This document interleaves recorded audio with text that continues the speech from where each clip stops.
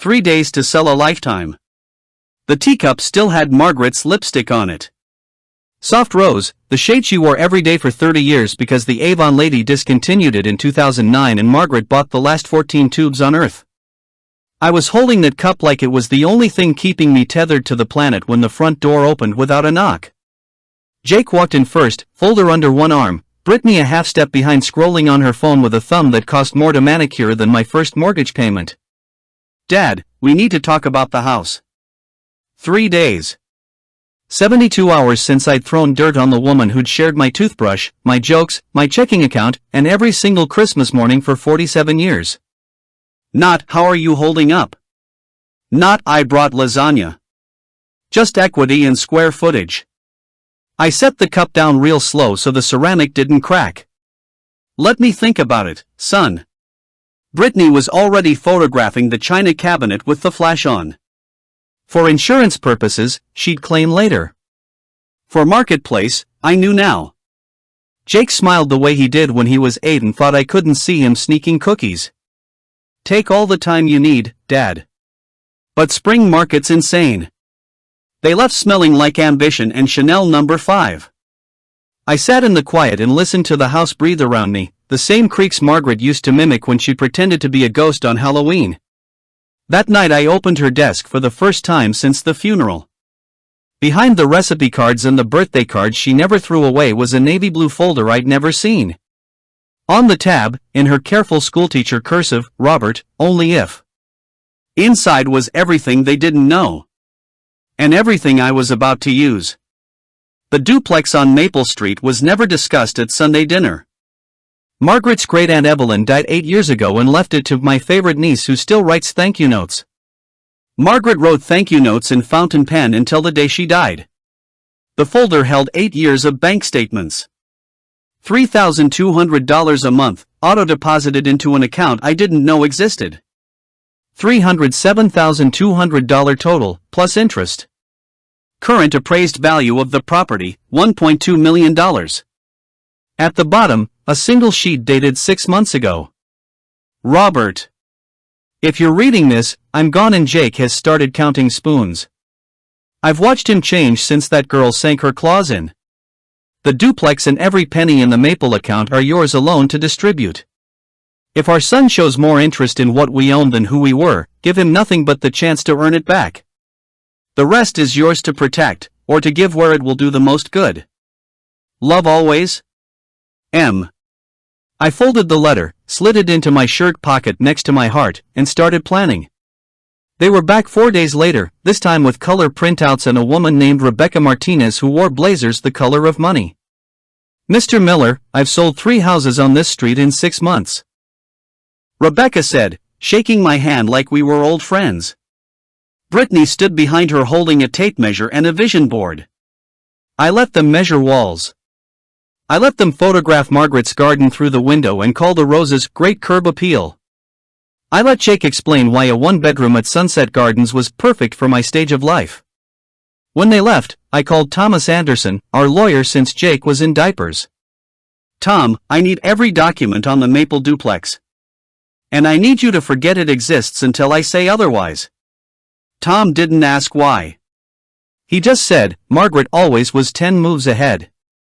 I started the performance 3 days after that. Called Jake on a Tuesday night, voice shaky. Son, I hate to ask, but groceries are tight this month. Could you spot me 200? Silence. Then Brittany's voice in the background, what does he want now? Jake came back sounding like I'd asked for a kidney. Money's tight for us too, Dad. Brittany just started her new job. Rent's due. I thanked him anyway. Hung up. Drove to Kroger and filled the cart with store-brand everything. Made sure Helen Davis saw me clipping coupons like a man who'd never clipped one in his life. By the next morning the neighborhood WhatsApp was praying for poor Robert. Brittany posted a selfie in front of a jewelry store display. Caption, someone's dropping hints eyes ring. Jake posted a photo of steak and a $200 bottle of wine. Caption, date night with my future. I screenshot everything. Folder on my phone, character assessment. A week later the GoFundMe showed up at 2:17 a.m. Help grieving widower keep his home. Goal, $15,000. Created by Brittany Collins. They used Margaret's obituary photo. The one where she's laughing in the garden with dirt under her fingernails. Description made me taste metal. Robert Miller, 64, lost his soulmate of 47 years. Now medical bills and property taxes threaten the only home he's ever known. Let's keep Robert surrounded by Margaret's memories. 43 strangers donated $2,347 in 9 hours. Helen Davis called me crying. Robert, why didn't you tell us you were struggling? I told her I was managing. Then I forwarded the link to Tom with one line, fraud or elder abuse? Discuss.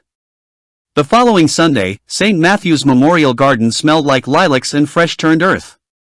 The bench was perfect, oak, brass plate, Margaret's name in script. 60 people gathered. Pastor Williams asked me to say a few words. I carried the leather folder like it weighed 1,000 pounds. I started soft. Thank you for loving my wife. Then I opened the folder. This is the deed to 1247 Maple Street. A duplex Margaret inherited 8 years ago. Current value $1.2 million. Gasps rippled like wind through the azaleas. For 8 years it generated $38,000 a year. Margaret never touched a penny. She wore a 20-year-old coat and bought day-old bread while that money piled up. Jake went the color of skim milk. Brittany clutched her purse like it might fly away. She left me a letter. I unfolded it with hands that didn't shake. Read every word. When I finished, the garden was so quiet I could hear bees working the clover. Margaret gave me authority to distribute over $1.5 million based on what I observed about our son's character these past 2 weeks. I looked straight at Jake. The test is over. Brittany found her voice first. This is insane. He's grief-stricken.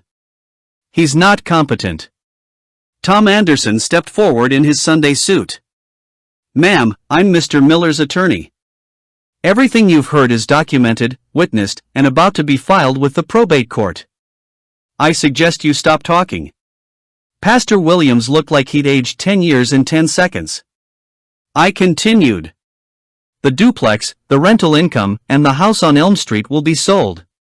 Proceeds, after taxes, will fully fund the St. Matthew's Children's Literacy Wing. A place where kids who can't afford books can fall in love with them the way Margaret did. Applause started slow, then thundered. I turned to Jake. You, son, will receive $50,000. Exactly what I gave you the last 3 years for rent, car payments, and that trip to Europe. Consider it severance from the bank of Dad. Brittany grabbed Jake's arm. We're leaving. Jake didn't move. I walked to the bench, laid my hand on the warm wood. Margaret always said real wealth is what you give away when no one's watching. Today the whole town's watching. People came up one by one. Hugged me. Cried. Thanked me for honoring her right. Jake stood alone by the lilacs. Brittany was already in the parking lot, Uber app open. When the crowd thinned, he walked over. Voice cracked like he was 13 again. Dad. I didn't know. You didn't ask. He looked at the bench. At Margaret's name. At the garden she'd loved since before he was born. I'm sorry. First honest thing he'd said in months. Sorry is a seed, son. Let's see if you water it. I left him there with the bees and the ghosts and the weight of who he'd become. 6 months later the roses Margaret planted the week before she died were obscene, scarlet, heavy, fragrant enough to stop traffic. Jake showed up at 5:58 p.m. on a Sunday, holding a bakery box and a grocery bag. His BMW was gone. His hair was longer, his shoes were scuffed, and he smelled like coffee grounds and honest work. I brought dessert, he said. And the groceries. On sale. Used coupons. I let him in. He set the table without being asked. Used the good plates, the ones Margaret saved for company. We ate meatloaf and mashed potatoes and didn't talk about money once. After dinner he washed dishes while I dried. Side by side like I used to stand with Margaret. When the last plate was put away, he reached into his pocket and pulled out a cashier's check. $2,347. Every penny from the GoFundMe. Tracked down every donor. Apologized in person when I could. I took the check. Tore it in half. Let the pieces flutter into the trash like confetti. That's not what this is about anymore. He nodded. Swallowed hard. I got a second job. Night shift at the warehouse. Rents paid. Saving for an associate's degree. Business ethics. I almost smiled at that. He looked out the window at the roses. She'd hate that I hurt you. She'd hate more that you forgot who you were. Silence stretched, thick and hopeful. I'm not asking for the money back, he said. I'm asking for Sunday dinners. However many it takes. I studied him for a long time. Saw flickers of the boy who used to fall asleep on my chest during thunderstorms. Clock's at 6, I said finally. Bring store-brand cookies. And Jake? Yeah. Your mother always said second chances are perennials. They only come back if you tend the soil. He smiled, small, real, terrified. I brought a shovel. Spring, 1 year later, the literacy wing opened on Margaret's birthday. 2 stories, floor-to-ceiling windows, a garden reading courtyard with a fountain shaped like an open book. Jake cut the ribbon with me. He'd lost 20 pounds and gained calluses. His new girlfriend was a children's librarian who wore flats and laughed at his jokes. After the speeches, he found me by the fountain. Held out a small white envelope. Inside was a single rosebush tag. Margaret's Legacy, Hybrid Tea, Scarlet. A new cultivar the horticulture club bred from her original roses. They're planting one here, he said. And one in every school garden in the county. I turned the tag over. On the back, in his handwriting, planted by her son. Tended daily. I hugged him so hard his ribs creaked. Behind us, kids were already sprawled on the courtyard grass, reading picture books aloud to each other. Margaret's roses were blooming everywhere. Some things, it turns out, are worth the wait.